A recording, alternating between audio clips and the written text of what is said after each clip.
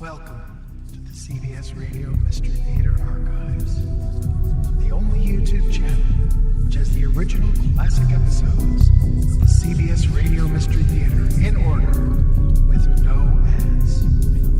Thank you for listening, and now, enjoy the show.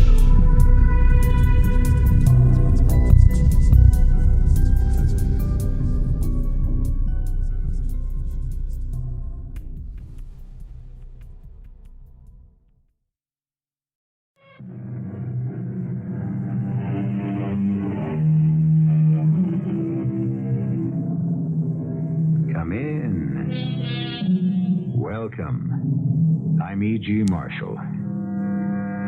Gold. By dictionary definition, a yellow metallic element, malleable and impervious to rust.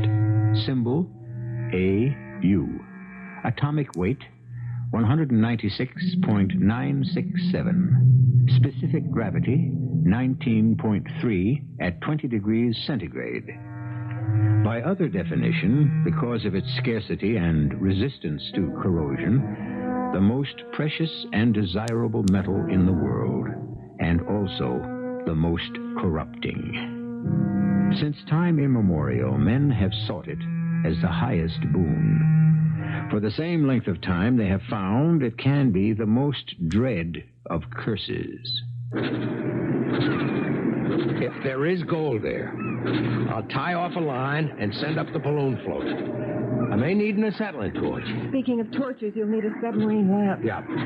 Oh, come on, Jinx. Don't look so gloomy. I am not gloomy. I'm scared. I'm scared to death. Of what? I don't know, Hank. I wish I did. Don't be silly. Give me my diving helmet. And take a good look at me. This may be the last time you'll see me. What do you mean? The next time, I'll be a new man with my pockets lined with gold. I know Lady Luck has finally blessed me. Or cursed you.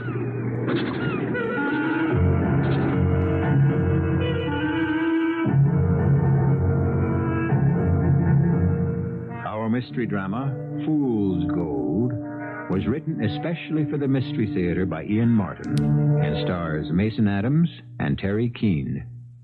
It is sponsored in part by True Value Hardware Stores and Carrier Air Conditioning.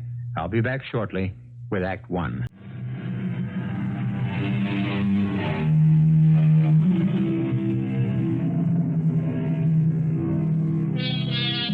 The search for buried treasure always has a lure of romance.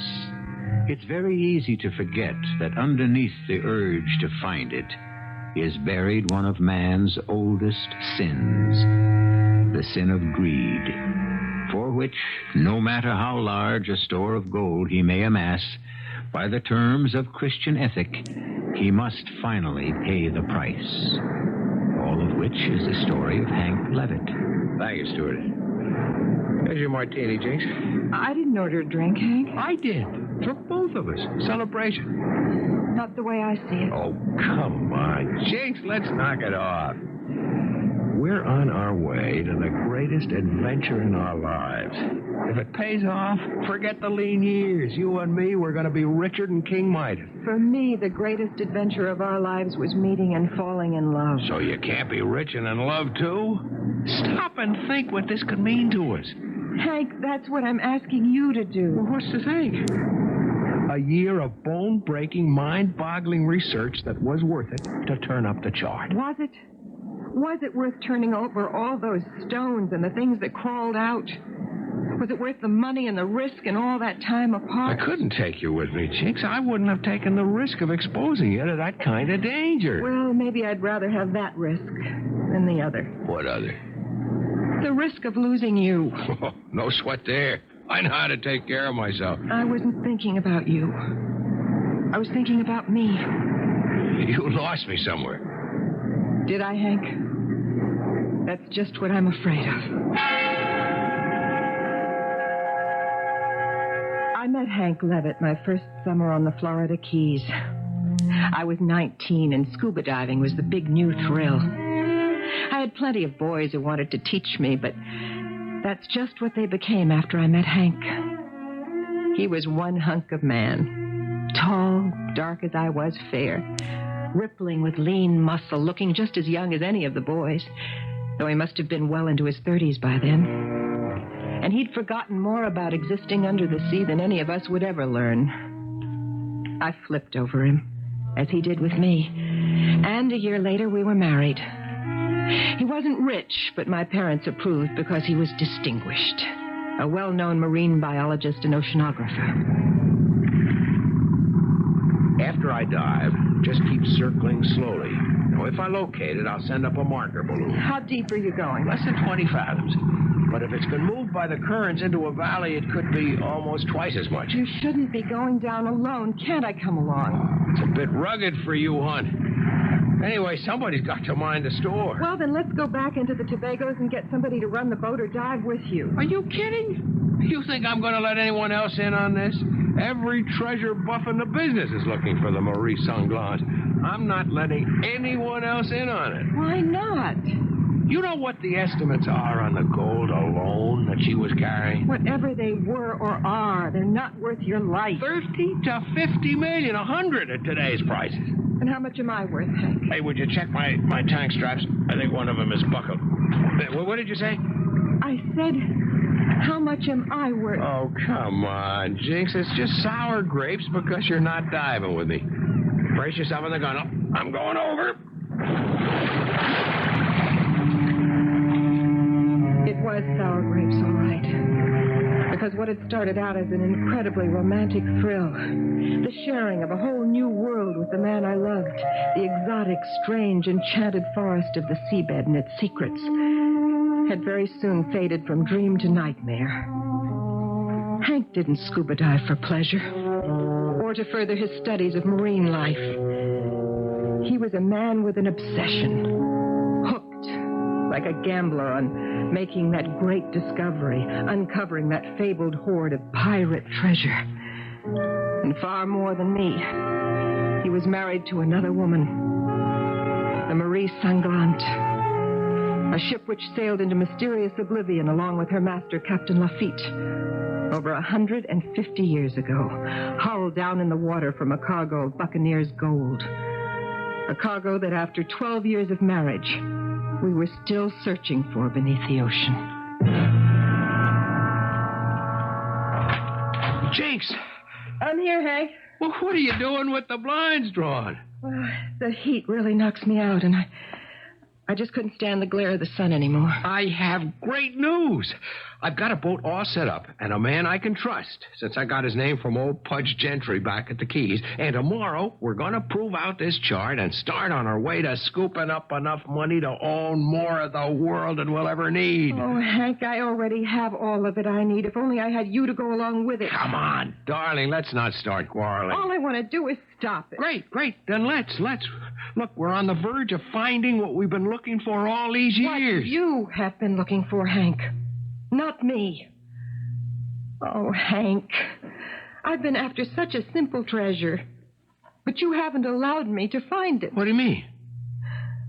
A child. Children. Oh, there's plenty of time for that. Is there?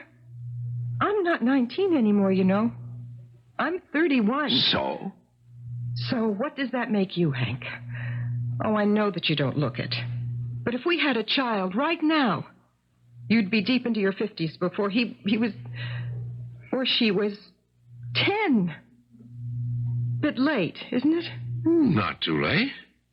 Maybe, if we got started right away. Well, we will, just as soon as we... just as soon as... How often have I heard that? The Marie Sunglass, that damn ship, has come first in your life in all the years we've been married. The one we've chased all over the Gulf and the Caribbean, who always turns out to be an illusion. Not this time. I have a chart. I know exactly where she went down. 150 years ago. You should know better than anyone that shifting tides or currents could have moved her miles from that position. And Hank, even if you find her, how are you going to raise the capital to salvage her? I'll get it. At the cost of another few years of our life? Is it worth it, Hank? Oh, have a heart, Jinx. You can't deny me one last chance. No, I suppose not. I just wish I weren't haunted by the uneasy feeling That's just what it is.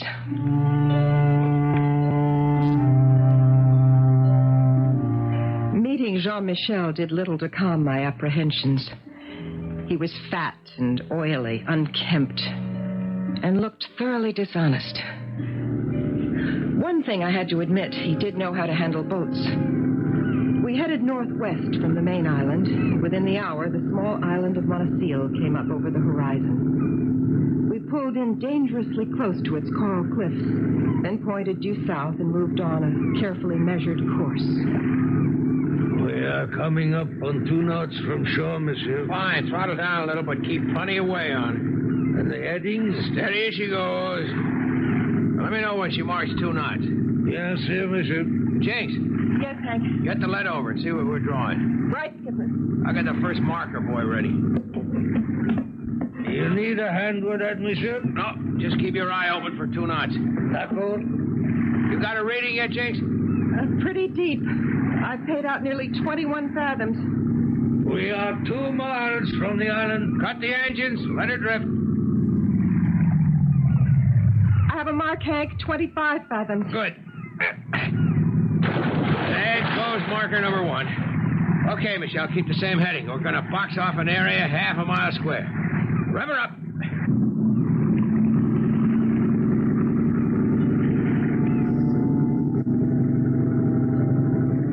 After we dropped the 4 marker buoys, we scuba dove the rest of the day.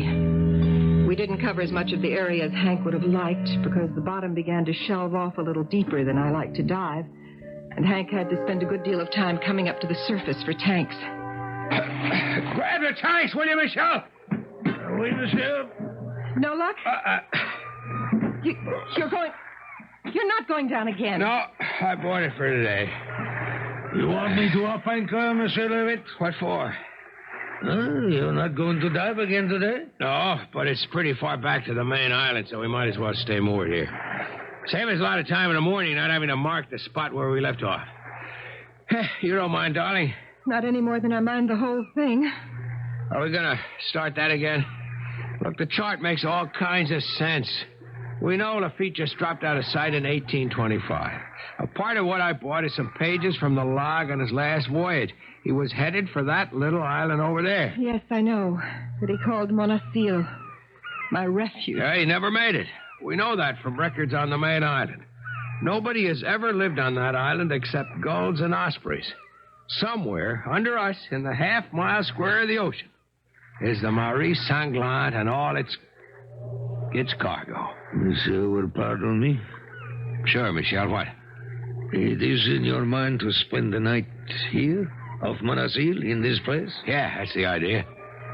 And you think that we are, in a way of speaking, riding at anchor over the grave of Jean Lafitte's ship, the Marie Sanglante? Why, You know of the ship, Michel? And Lafitte? In these parts, who does not know of the great Lafitte and all the gold and jewels and pirate treasure he was bringing back to Montecil? But the treasure is long gone. If it exists, only the birds know where it lies. You mean he got everything to the island? Long ago, the island has been searched in every nook and cranny. Nothing was ever found. The legend is that he never lived to enjoy this fabulous wealth. Why not? Are you not the one with the chart and the knowledge, monsieur? Les anciens say that he came back on his last trip with so much gold that it overflowed from the holes and was piled waist high on the deck. But the ship was riding so low in the water that somewhere his keel caught on the rocks and he sank with all his crew before he could make his refuge. Everyone knows this? Every one of the sea believes it. But with all the years, nobody has ever known just where or had the equipment to find the ship. Perhaps you think you can, eh? Eh bien, bonne chance. But this boat, in any waters between the main island and Montecil, will not spend the night afloat. What do you mean? I am enchanted to bring you out with the first light tomorrow. But with the coming of dark, I make for harbor. Why? Because, madame, the night seas belong to Jean Lafitte. Every night, through the mists, his ghost ship still tries to run that last voyage for safety. Sometimes, on moonlight nights, you can see that old barkentine headed for Monasil and for the grave. And they say that if you see that ghost ship, you join it on the way to death.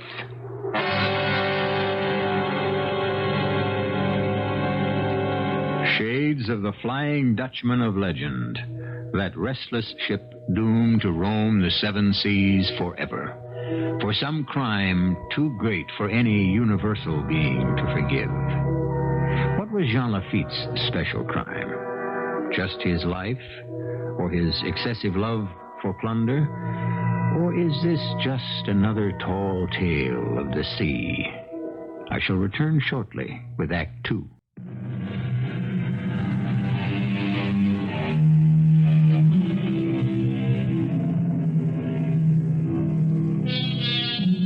Who was Jean Lafitte? He was a privateer and a smuggler, a double agent between the British and the Americans. He fought on the American side in the Battle of New Orleans, and after the War of 1812, returned to piracy and roaming the Spanish Main. In 1825, he disappeared and was never heard of again. But 150 years later, at least in the small section of the South Caribbean where Hank Levitt is now hunting for his gold, his ghost still haunts the seas. And who knows, perhaps his ill-gotten gold still lies beneath them to be harvested. I know that ship is there. I know the gold is there. All right. Suppose it is. Then what? Don't you want to be rich? Not particularly. And even if we can organize a salvage company and not get stolen blind and get it up, it's still nothing I'd like to dirty my hands with. Now, what the Sam Hill does that mean? Hank, it's dirty gold. It's stained with blood, innocent blood. And the crimes of vicious men. Why do you want money like that? The gold isn't responsible. It's how a man tries to earn it. There's nothing dishonest or wrong about what I'm trying to do. No matter what you say, no matter how many years it has spent in the ocean, nothing will wash it clean. It can only cause trouble and violence and heaven knows what much worse if you keep after it. How? For one thing, I don't trust Michel. Why? Because he's superstitious? Because he refused to spend a night out there in the water? Afraid of a man in a ship that must have rotted to bones by now? I don't know about that. It's something else. What? I don't trust him. Oh, forget how he looks. He's a friend of Pudge's. It's all a recognition I need to know he's honest and can be trusted. Not where gold is concerned. Hank, please, don't you see? If it's there, he already knows where to look as well as you do. What I'm afraid of is it wasn't superstition that drove him back here to the main island. Well, what else would it be? Well, he could maybe be getting some more men to hide somewhere on the boat so that if you should find the sunken ship tomorrow, they could... Oh, come on, Jinx. I'm just scared. Just plain scared. I'm asking you one last time to drop the whole thing. You've got to be kidding. Just when I'm about to get my hands on a fortune. Now, look, lay off, Jinx. If you want to walk out on me, go ahead. But nothing is going to keep me from searching for that gold till I find it. So there it was at last. Out in the open. The end of Hank and me. The open admission that I would always be second in his life. He had gold fever, and I knew that nothing would stand in his way to satisfy his raging thirst for the metal whose yellow glow casts an enchanted spell that eventually destroys. I should have walked out then, but I didn't. Habit, love, or just this gnawing reaction that the man who was still my husband was in deadly danger of his life. I didn't know, so I stayed. While Michelle is below decks, in case you'd like to know, I've searched the boat from stem to gudgeon, and there's just the 3 of us aboard. I'm glad to hear it. But it doesn't set your mind at rest? Do you want me to be honest? No, thanks. I can do without it. Hank? Nope. But as long as you're here, can I count on your help? Of course. But not willingly. I'm thinking of you. Don't. I'm doing just what I want. When I find that gold, maybe you'll change your mind. You are What? sure the gold is there, monsieur? I didn't know you'd come topside. Here, you can take the wheel, Michel. C'est vous voulez? Yes, I'm sure the gold is here. I agree with you, monsieur. Why? Because the ghost of the ship haunts these waters. For why? Because I think it tries to guard the gold. If you're so afraid of this ghost ship, why do you help my husband look for it? Not for it, madame, for the real ship. I think perhaps if that is ever found, the ghost ship will go away. I thought you were deathly afraid of it. Only by night, not by day. It never sails by day. Oh, you're all crazy. If old Captain Lafitte has kept you all from finding it for 150 years, it will never be found. This time, I think maybe it will. Why, Michel? Because of your chart. What do you know about the chart? Only one thing. If it is right, we have all been looking in the wrong place. You mean the other side of the island, Monacy? Exactement, monsieur. Where did you get this map? I bought it from a dying man. Was the name of the man Philippe Tourneau? Yes. You know him? I knew him once, in the Far East, in the war. He was the last descendant of Barbiros Tourneau. Lafitte's first mate. Justement, monsieur. I always suspected he knew where the ship was sunk. But we are arrived. Do you start again where we left off yesterday? Yeah. You going to dive with me, Jinx? I don't think I feel up to it today, Hank. Well, if that's the way you want to be. Hank? Forget it. I get the message. From now on, I'm on my own. I wanted to try to tell him that he wasn't. That the main reason for my staying aboard was Michel, to watch him, to try to protect Hank. But there was a wall between my husband and myself now. A wall of gold that was stronger and more impervious than stone or steel. There was no way back, around, or over, or through it. Particularly when late that afternoon, Hank found the end of his private rainbow. The wreck of Lafitte's ship and his hoard of gold. It was all so sudden and unexpected that when it happened, I froze. It's sitting down there in 35 fathoms. Hank, you came up too fast. I had to. The air was getting low, but I'm all right. But if you get the bend... Help me get off these tanks, Michel. Oui, monsieur. Oh, don't worry. I'm okay. I wasn't down deep long enough. And I'm going right back. No, Hank. What out? Michelle, get me the diver's gear. Vite more. Now, look, if you're worried about the bends, the best thing I can do is to get back down there. Why do you need to? I've got to tie off a float to mark the position. And I need conventional diver's gear to spend long enough down there to make sure of the gold. You didn't find that yet? The gear, monsieur. Yeah, okay. Let me get into it. I didn't have time. I just made out the ship and I had to come up. How do you know it's Lafitte? First, because it's approximately where the chart said it would be. Second, even though it's a skeleton, not much more than stem, ribs, and a ghost of what was freeboard, from her silhouette, she looms like a barkentine. The kind of ship Lafitte sailed. You're determined to go down? I've got to. There's just time before the light goes, and Michelle here will insist on putting it ashore. Will you stand by the pump of communications? Yes, Hank. Great. All right, give me the boots, Michelle. Go start the compressor. Oui, monsieur. Now, if I'm right and there's gold there, I'll tie off a line and send up a balloon float. I'll just take hand tools down with me, but I may need an acetylene torch. Speaking of torches, you'll want the big submarine lamp. Yep, and I'll need a belt, too. This pressure's pretty heavy down there. Oh, come on, Jinx. Don't look so gloomy. I am not gloomy. I am scared. I'm scared to death. Of what? I don't know, Hank. I only wish I did. Don't be silly. Now, give me my helmet. Here. You better take a good look at me. This may be the last time you'll see me. What do you mean? By the next time, I'll be a new man with my pockets lined with gold. I know Lady Luck has finally blessed me. Automatically, I gave the helmet the 1/8 turn, secured the clamps, paid out enough lifeline and air pipe to help my husband clumsy and weighted down in the now unfamiliar element of air. Immediately, he sank down, heading for the sea floor. I watched the windlasses unreel both the precious air pipe and the lifeline with the communication wires. Unwind.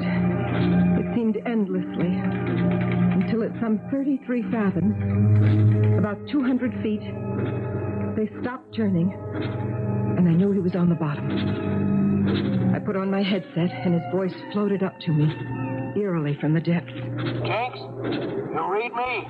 Loud and clear? I'm down. Lucky descent. I'm not 50 feet from the wreck. Heading for there now. Keep the line open. Wilco, how is it? Lucky. It's tough to see clearly. Like someone was fogging a torch. No sweat. Good in here. How can a man with as much knowledge and sense as you, Hank, be so stubborn and take such chances? Because I want to be king of the hill, baby, and this is my big chance. Would it mean anything if I said I'd just rather have the guy I married? I don't know, baby. All signals are off as of now. I don't read you. I'm at the wreck. And it's there. All there. All that beautiful solid gold that means our future. Has Monsieur Levitt discovered anything? Not yet. Not that I know of. I don't think you are telling me the truth. What right have you got to question me? None. Not yet. Excuse me, I'd better watch the pump. Hank, don't send up the balloon yet, please. Hank! Hank! But he had cut off the intercom. I couldn't reach him. I glanced quickly at Michelle. Was it just my own apprehension, or in the moment I looked his way, had he suddenly become completely concerned with the compressor? I wasn't taking any chances. I was already in my wetsuit. My face mask I looped about my neck. I bent and slipped my fins on, pulling my tanks nearer to me. And the spear gun. And suddenly the balloon float surfaced. Has he found Lafitte's gold? Maybe he's in trouble. Hank! Hank! Jinx here. Do you read me? Do you read me? Does he answer? No. And maybe the curse has caught up with him, too. But I think we better make sure. Turning in her surprise to look at Michelle, Jinx is horrified to see the sharp marine axe in his hands, poised above Hank's life and air pipe lines, where they are stretched tight over the bulwark, the edge of the boat. It appears that all her worst fears are about to come true. I shall return shortly with Act 3.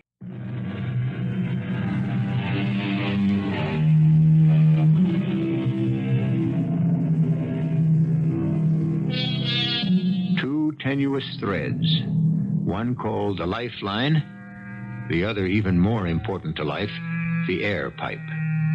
Keep Hank Levitt alive on the sea floor. Above, on a boat that floats some 18 to 20 stories above him, his wife Jinx and the captain of the boat on whom Hank's life depends face each other. Poised in Captain Michelle's hand is a sharp axe, which in one swift chop could sever all communication with the diver. Take his life. What are you going to do, Michelle? Since your husband has found the gold, what I must... No, wait. Wait. If you want the gold, it's yours. I can promise you in my husband's name. You cannot do that. Believe me, we'll give it all to you. I do not want the gold. All I want is peace and rest, as you do. I don't understand you. Well, you do. You just don't want to. We both want to cut clean with the past. The only difference is that you do not have the courage. Well, I do. No! You cut his lines. Of course. Don't you understand he has to die? No. If he steals the gold, if he brings back into the world all the suffering, the brutality, the evil, and the curse that rides with it, it's like opening Pandora's books again. Lafitte, his gold, and your husband must die. I won't let you do this. Don't make me kill you. Put away that gun. You can't leave Hank to die. I can do what must be done for the greatest good. Gold is a pestilence, a sickness that man can never control. Whoever spreads that sickness must die. I won't leave Hank to die. Then you must die too. At least by my own hand. Not yours.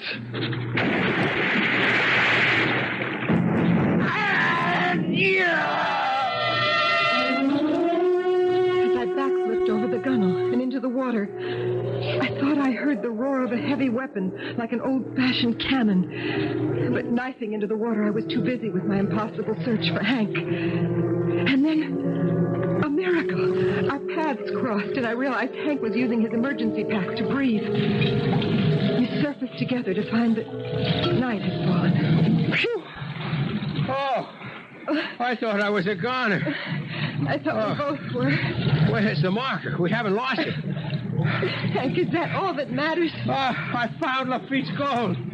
I'm not going to lose it now. The first thing is to stay alive. Where's the boat? I don't know. When I went over, there was a sound like an explosion. Let's try to orient ourselves. The moon is coming up. Now, let's see. Mona Seal should be black against the horizon. Look for it. I'm looking. We'd better find it.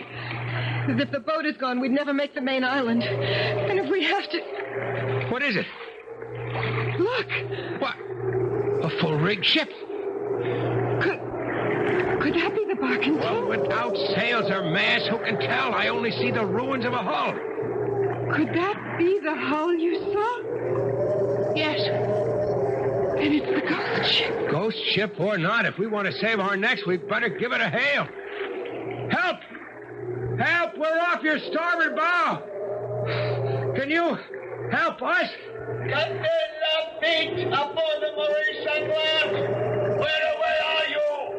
Don't answer. Are you crazy? You want to drown? Might be better than answering that hail. Why? You listen to it. And answer for yourself. That's no human voice. It sounds as though it was echoing from the gates of hell. This is Captain Lafitte aboard the Maurice Anglaise. Where are you?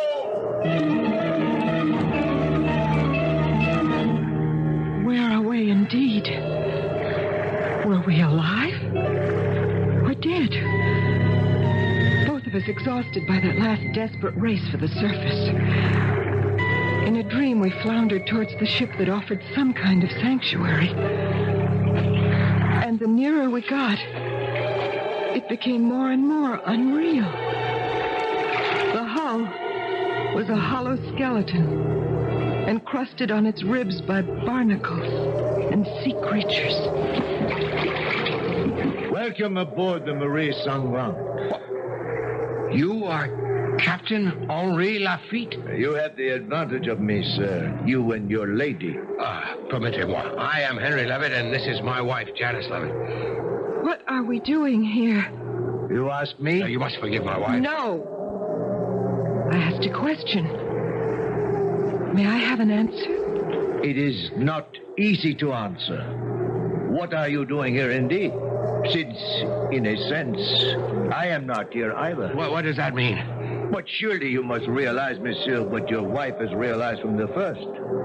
That I, this ship, we are all in limbo. For any given moment, we exist only by chance. And at any further moment, we could vanish like the spray from a wave. Then why are we here? You want my gold? I have no wish to try to steal it from you. Is that so? Search your heart and find the answer. But if you desire it enough, are you willing to pay in return? I'm not sure I understand. Allow me, if you will, to cite my own case. I, like you, was obsessed, possessed even, if you will, by its lure. I spent my life in search of it. I know. Do you indeed? Forget your history. Let me tell you of the end of my life. After my fortune was stolen from me in Galveston, Texas, I took again to the high seas. Piracy was not easy by then. The pickings were small. But gradually I built a small fortune with this same cannon, one of which may have blown your boat out of the water and into eternity a short while ago. I and my crew plundered many ships. And the gold you stowed in your holds was stained with innocent blood. May not show more. What else? But it is not a full cargo. Then came what I thought was my luck, but I found was my curse. What? Suddenly, off course on her flight to Spain was an old-fashioned galleon fleeing the end of civil war in Bolivia. We attacked and boarded her, happy to find her an easy prey. But at first disappointed that she carried a flock of priests and nuns. A poor lot. But then came the glorious surprise. A cargo. I have to laugh when I remember that priest and the head nun whom my maid Bobby Ross brought to me in the cabin. Capitano Lafitte, Monsignor Michel Lugos of the Spanish Mission of Bolivia. Because of the war, I am returning to Spain with my priests and nuns of the Order of Santa Maria del Gracia. Here is Sister Carmelita, who is the shepherd of our nuns. So? You have killed and hurt many of our people. C'est la vie, c'est la guerre. But we have no war with you. You are French, no? Citizen of the world. But still, one of us. Now, what does that mean? You are a pirate. You don't want me to take all the gold your church has hoarded and is trying to steal away back to Spain? The artifacts of the Lord are precious far beyond their worldly value. What you carry in the ship, in gold crucifixes, altar pieces, goblets, doubloons, gold bars, and bullion, precious gems, and too many other things to enumerate, is a king's ransom. Are you asking me to forego that? These things belong to the King of Kings. Correction, Monsignor. They now belong to me. Oh, you would plunder the Lord's treasure. If it is made of gold, I would tear it from my mother's breast. Antichrist. Taken. Call me what names you will. They cannot hurt me. As for your gold, it is mine. It belongs to no one else. Even this? A handsome goblet, Father. Thank you for offering it to me. I don't offer it to you. Huh? I hold the host before your eyes, and as you desecrate it, I call on the church to excommunicate. Silencio! I have heard enough. Not yet. I am yours, Almighty Father, but for this Antichrist, I petition you in all your matters. Adios. You have killed me. You talk too much. Hear this, El Capitano. You have brought a curse on your head. This curse that you will die before you ever reach safe harbor, and you will never rest again while this gold is yours through all time and forever. You will wander homeless.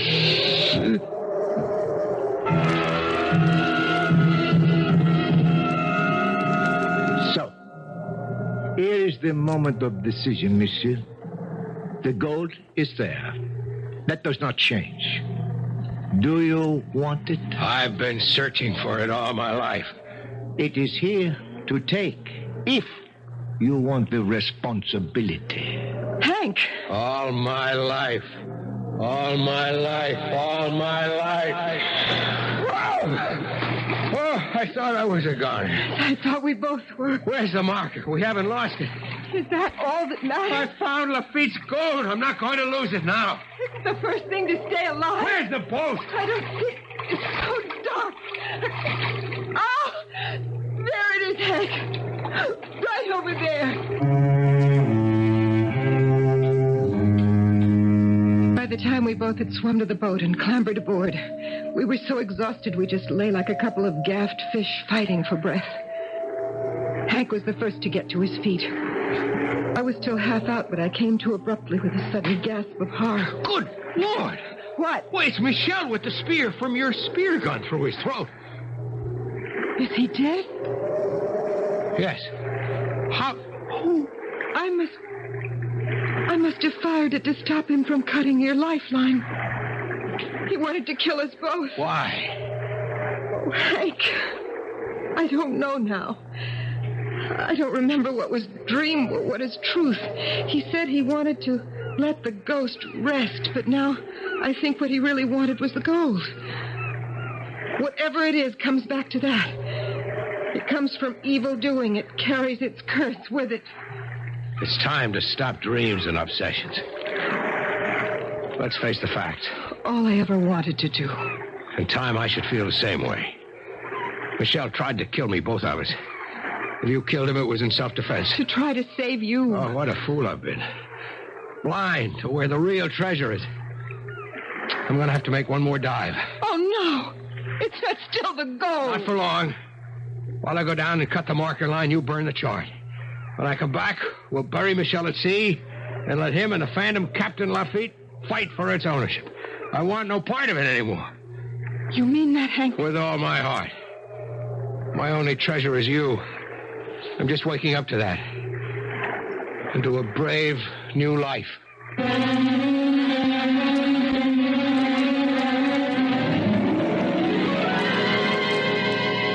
Did Jinx and Hank step across that strange border between life and death and meet the shadows of the past? Has it struck you as odd that the name Hank Levitt or Henry Levitt is closely akin to Henri Lafitte? And in the silent reaches of the night, how often do we wonder about the crossroads all of us come to in the march down the road of life? Most of us turn one way or the other by accident. To some few, the choice is revealed. This time, to someone who chose the right turning. I'll be back shortly.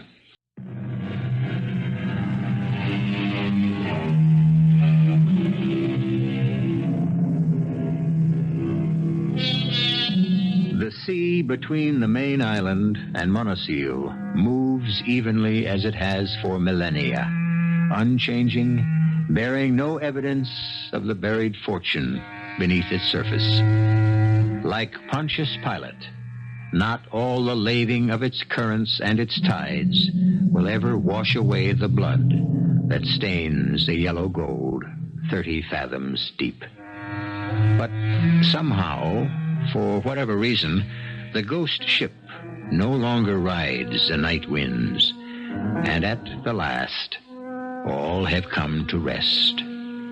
Our cast included Mason Adams, Teri Keane, Sam Gray, and Court Benson. The entire production was under the direction of Hyman Brown.